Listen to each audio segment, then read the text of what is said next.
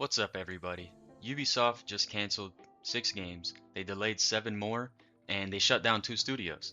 And they're doing this while claiming that this is part of a plan to reclaim leadership. But when a company with their history cancels original IPs and doubles down on the same franchises that are already struggling, while also handing more control to Tencent, that's not a creative rebound. And this connects to a much bigger industry trend, involving the shift towards AI, mass layoffs, and even more monetization first game design. And here's Ubisoft's official statement.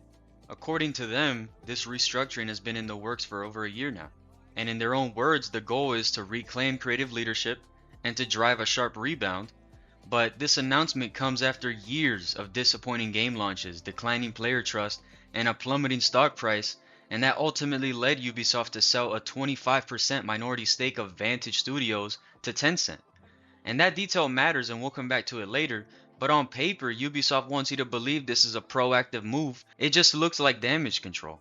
The 6 games that were outright cancelled failed to meet the company's enhanced quality expectations, but among those titles were the Prince of Persia Sands of Time remake, a mobile title, and 4 unannounced projects, 3 of which were original IPs. And this is where the biggest problem starts.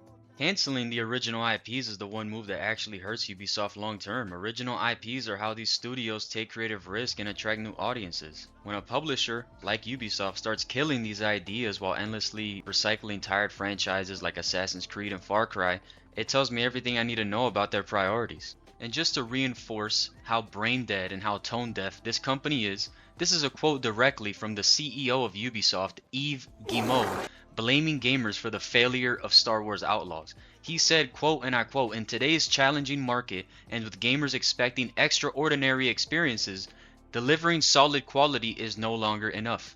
Now, does that sound like an individual capable of receiving constructive criticism?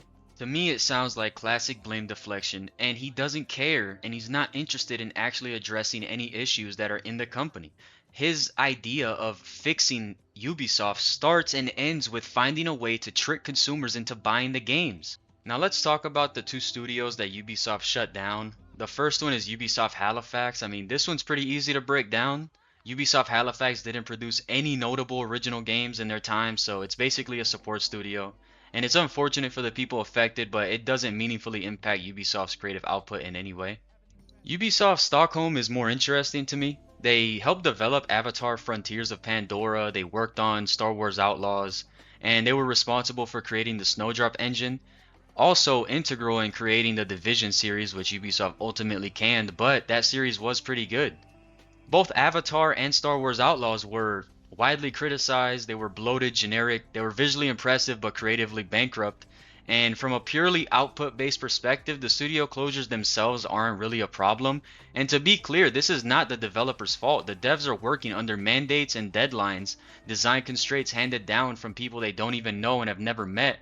This is by far and away a leadership issue. And here's where things go from bad to concerning. Ubisoft announced its new operational model will be structured around multiple independent creative houses. The first of these is Vantage Studios, the subsidiary that's part owned by Tencent. And Vantage Studios will oversee Assassin's Creed, Far Cry, Rainbow Six. Let that sink in. Ubisoft isn't pivoting from its failing model, it's tripling down. And these franchises already suffer from annualized releases, repetitive open world design, over monetization, and an overall declining excitement from the players that are supposed to be interested in these games in the first place. I have friends who played Siege for years and now they can't even be bothered to play it. Instead of downsizing responsibly or rethinking how these games are made and supported after release, Ubisoft is centralizing them under a structure designed for efficiency and scalability. And this is the exact business model that bloated their studios, crushed staff morale, and ultimately forced these closures in the first place. And this isn't just about Ubisoft, look at EA. Just months ago, reports were surfacing that EA was undergoing a similar shift but with an even more unsettling twist. According to Business Insider, EA leadership spent the past year pushing its 15,000 employees to use AI tools for everything from writing code to creating concept art, assisting management decisions, and even advising how to talk to staff about pay and promotion.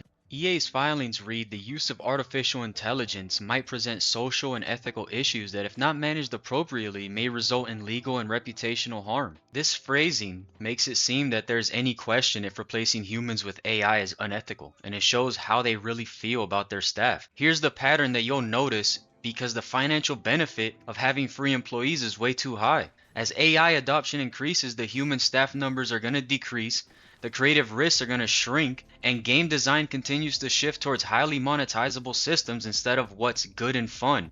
And this is one of my favorite tricks that corporations use. When the games aren't getting better, you don't improve them, you just make fewer.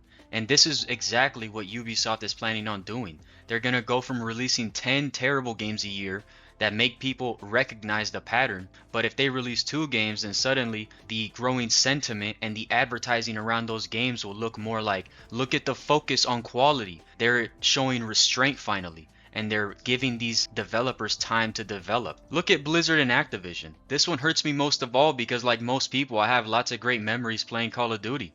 But Blizzard used to create games fairly regularly, like StarCraft and Warcraft, Diablo, Overwatch. Then when things started going south, what did they do? They dramatically slowed output and reframed it as prestige. Long development times weren't delays, they were polish, and fewer releases weren't stagnation, they were Blizzard quality standards. Cancelled projects weren't failures anymore, they were protecting the brand. And while trying to sell everybody that lie, Warcraft 3 Reforged launched broken, Diablo Immortal became a monetization scheme, Overwatch 2 shipped with less content than Overwatch 1 with no PvE and with a battle pass. While most of these games are not in my wheel of interest, for the most part they all disappointed the fans of these games, and this sentiment and this business model is spreading to other companies in this industry. And to be clear, I don't blame any of this on the developers. I never have. This is a top-down industry problem and is driven by the shareholder pressure, risk-adverse leadership, and short-time monetization goals. Ubisoft canceling 6 games and shutting down studios while handing the keys to Tencent-backed creative houses is not a reset. This is a warning sign. And if this model continues to spread, I see fewer original ideas, fewer human creators, and an AI-driven production pipeline, and the industry may even shrink and people will lose more jobs. These bad business strategies may force disenfranchised developers to start new studios and actually produce refreshing AAA and AA titles under new IPs. Look at Embark, look at what they've done with these last 2 releases. The Finals, Arc Raiders, these games are great, and Arc Raiders is the most popular game in the world right now. And they've done that while releasing their game at a price lower than most games and with more polish than pretty much any other AAA game that's come out recently. And that's all I really have to say on the subject. If you guys enjoyed my schizo ranting and you managed to make it to this point, I appreciate it. Consider subscribing. Peace out.